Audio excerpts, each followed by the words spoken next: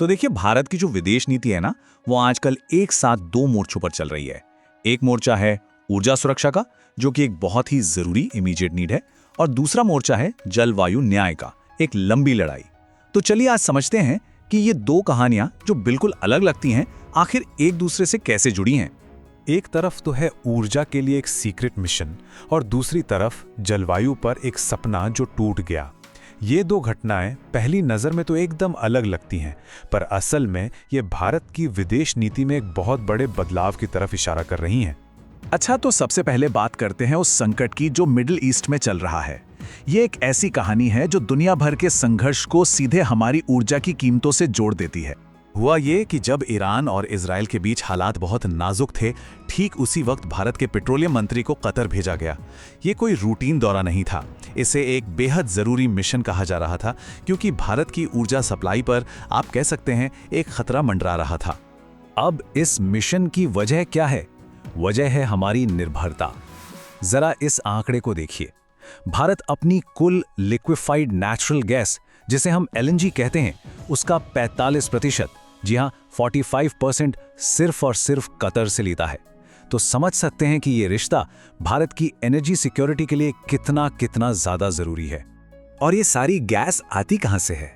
ये गुजरती है हॉर्मुज जल डमरू मध्य से, जो दुनिया के सबसे बिजी और सेंसिटिव शिपिंग रूट्स में से एक है।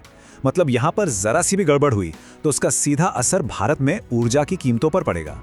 ठीक इसी समय पर्दे के पीछे एक और बड़ी कूटनीतिक कोशिश चल रही थी, और भारत इस पर बहुत ही करीब से नजर रखे हुए था। ये कोई मामूली मीटिंग नहीं थी। बात हो रही है पाकिस्तान में अमेरिका और ईरान के बीच चल रही सीक्रेट शांति वार्ता की। इसका लक्ष्य था हालिया तनाव के बाद एक फाइनल शांति समझौते तक पहुंचना।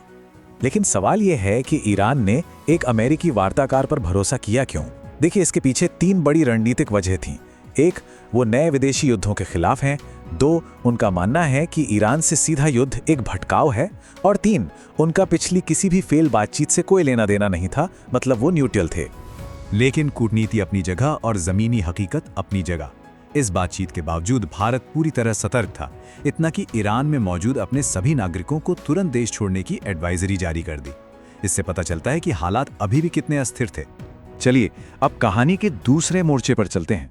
ये है जलवायु न्याय पर एक लंबी लड़ाई, जिसने भारत को एक बहुत बड़ा फैसला लेने पर मजबूर कर दिया।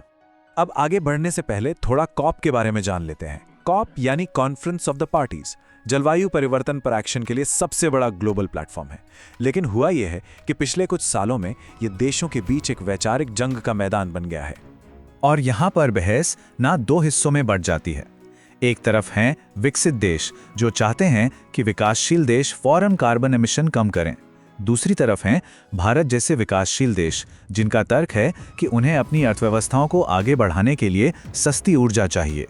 और ये पूरी की पूरी बहस, ये सारी असहमति आखिर में एक ही चीज पर आकर अटक जाती है, पैसा। विकासशील देशों का तर्क बहुत सीधा है। उनका कहना है कि अगर उन्हें सस्ती और प्रदूषण फैलाने वाली ऊर्जा को छोड़कर क्लीन एनर्जी की तरफ जाना है, तो इसके लिए उन्हें हर साल $1.3 ट्रिलियन की फाइनेंशियल और टेक्निकल मदद चाहिए होगी। और इसके जवाब में विकसित देशों ने क्या ऑफर किया?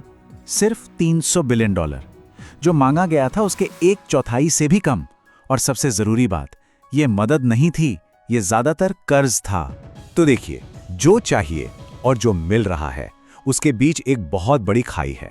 विकासशील देश इसे एक कर्ज का जाल की तरह देख रहे हैं। क्यों? क्योंकि ये उन्हें आत्मनिर्भर बनाने की बजाय क्लीन एनर्जी के लिए विकसित देशों का कर्जदार बना देगा। तो भारत की प्रतिक्रिया क्या थी? बिल्कुल सीधी और साफ। भारतीय प्रतिनिधि ने इसे साफ साफ कह दिया, यह एक आंखों का धोखा है।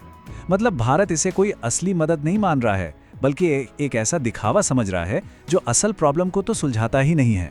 पैसे और निष्पक्षता को लेकर यही जो गतिरोध था, इसी ने भारत को एक बहुत बड़ा और आखिरी फैसला लेने पर मजबूर कर दिया।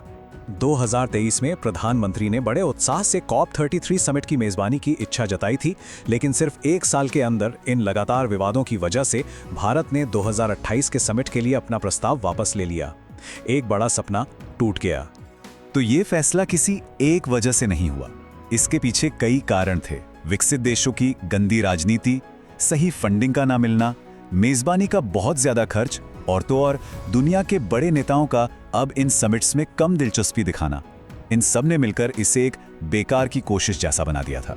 तो अंत में सवाल यही आके खड़ा हो जाता है, क्या भारत का ये कदम एक स्ट्रेटेजिक रिट्रीट है, मतलब एक कदम पीछे हटना, या फिर ये वर्ल्ड स्टेज पर एक नया बोल्ड स्टांस है, एक ऐसा रुख जो ये साफ करता है कि भारत अब अपने हितों को सबसे पहले रखेगा,